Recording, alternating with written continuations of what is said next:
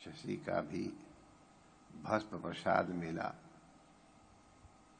और भगवान के अनुराग के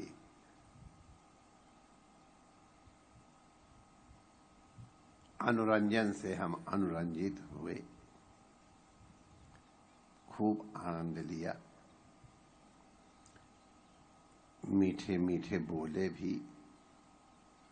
अगर कोई कड़वी बात भी बोली थी तो वो भी मीठेपन में ही उसका मतलब था, और मीठा मीठा खाया भी। इसके बाद हमारे ब्रजवासी लोग कन्हैया को आशीर्वाद भी देते हैं होली खेलने का। चिरजीवो होली के रसिया चिरजीवो, ए मेरे होली के रसिया तुम चिरंजीवी बनो। ये ब्रज का प्रेम है, ये ब्रजवासी ही आशीर्वाद दे सकते हैं अपने ठाकुर को, अपने लाला को। रोज रोज आना, हमारे संग इसी तरह रंग खेलना, इस तरह की प्रार्थना की जाती है, माने आशीर्वाद दिया जाता है। लेकिन मन के अंदर प्रार्थना की भावना होती है। वो प्रार्थना की भावना तुलसीदास जी ने बहुत अच्छे ढंग से कही है।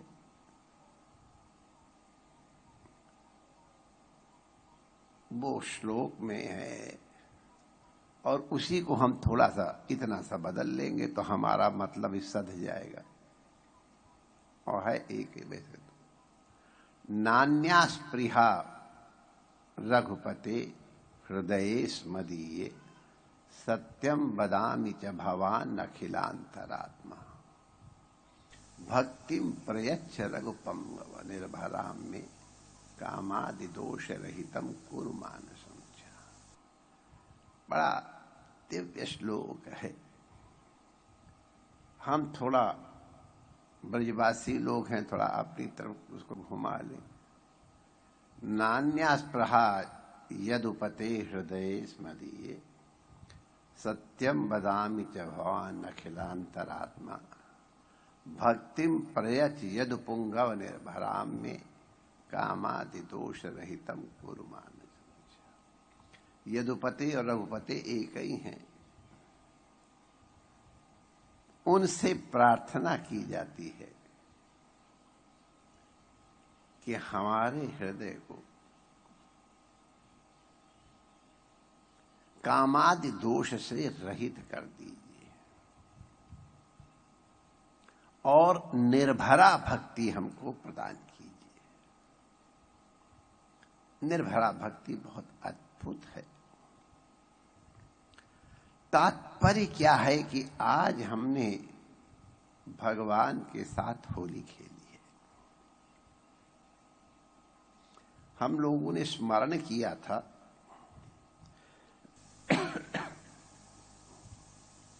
कि वर्ष की जो 4 विशिष्ट रात्रि हैं साधना की दृष्टि से, होलिका की रात्रि को महारात्रि कहा जाता है और ये साधना की दृष्टि से अत्यंत उत्कृष्ट है। बड़ी शीघ्रता से अभीष्ट फल की प्राप्ति होती हो, चाहे वो लौकिक हो, चाहे पारलौकिक हो, चाहे आध्यात्मिक हो, जैसी भी हो। वो इस तिथि के दिन की हुई साधना से अत्यधिक सफल होती है। हमारे भक्तों की क्या है सिद्धि?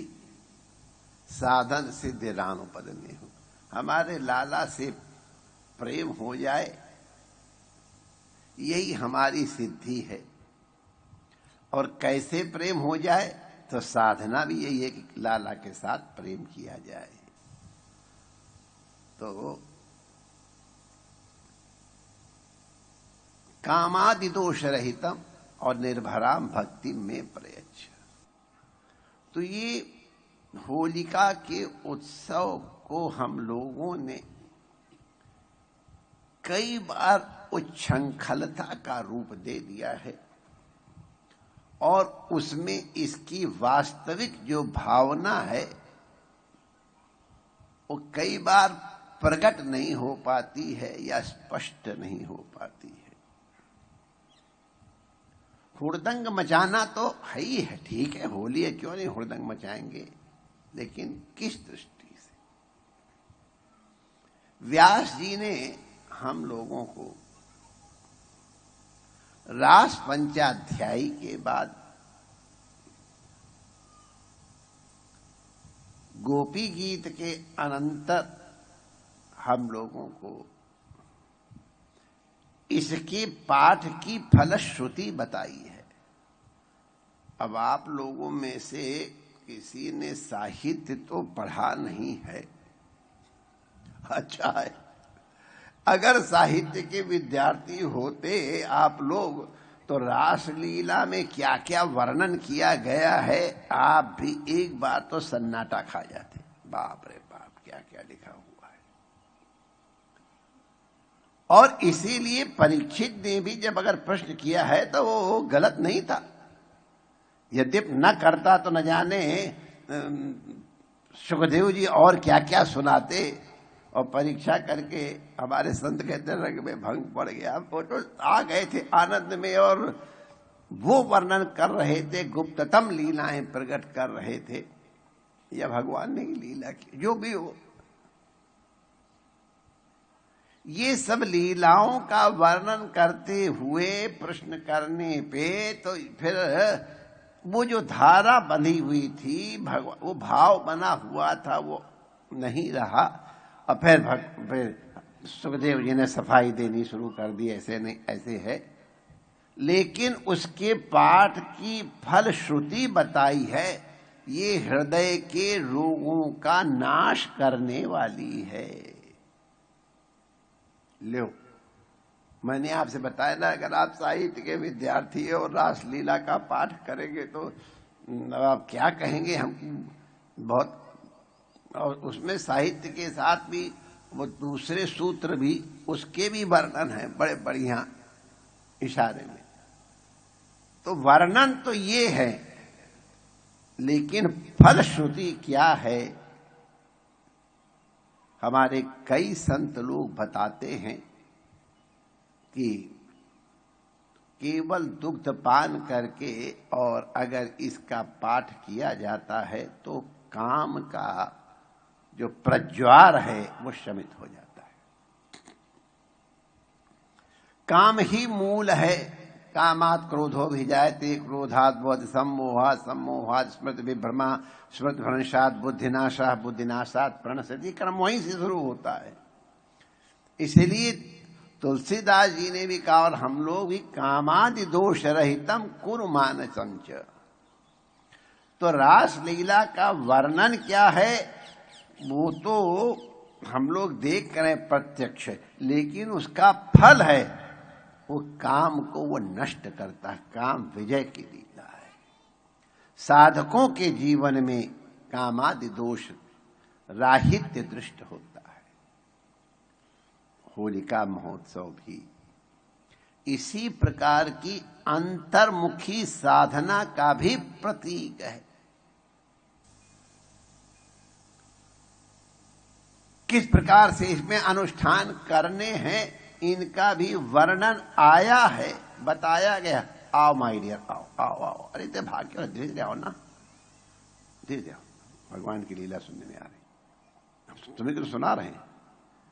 तो सुनो, तो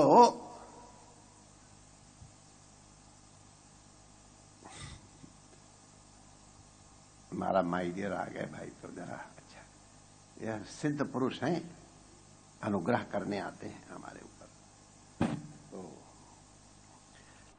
दिखाई पड़ रहा है ये काम का वर्णन, काम केली का वर्णन है, लेकिन वस्तुतः होम्योपैथिक दवाई में जैसे रोग को उभार करके उसको प्रशमित किया जाता है, उसी प्रकार से ये कामादि दोषों को प्रशमित करने का उपाय है। वरना जिनको लंगोटी का भी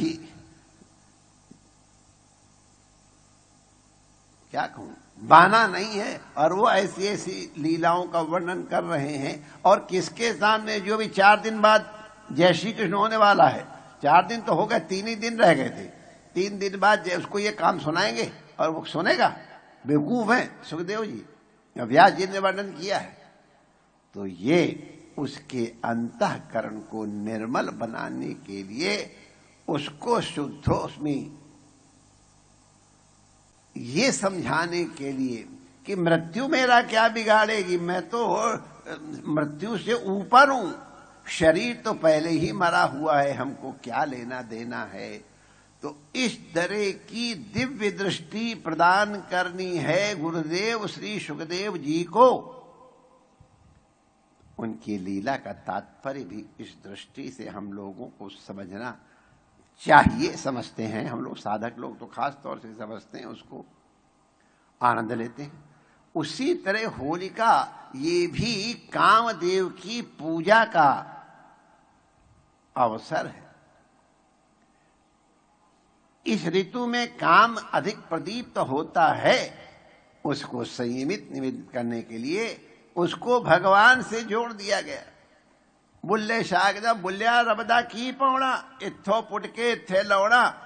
जितनी भी हमारी बुराइयां चाहे सबको भगवान से जोड़ दो, सब दिव्य हो जाएंगी।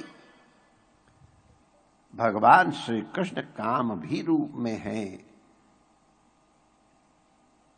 धर्माविरुद्धो भूतेषु कामोस्मि भरतर्षभ। जो नियमित संयमित काम है वो मेरा स्वरूप ही है। अरे भगवान का फल है, पुत्र भी है। कामदेव प्रद्युम्न काम का ही रूप है। अपनी पत्नी के ऊपर अनुग्रह करने के लिए वो प्रकट हुए थे।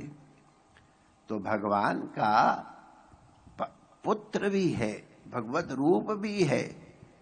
काम कोई हेय वस्तु नहीं है, ये केवल हमारे ऋषियों की ही दृष्टि रही। विश्व के किसी अन्य धर्म में काम को इस तरह से उपास्य नहीं बताया गया है।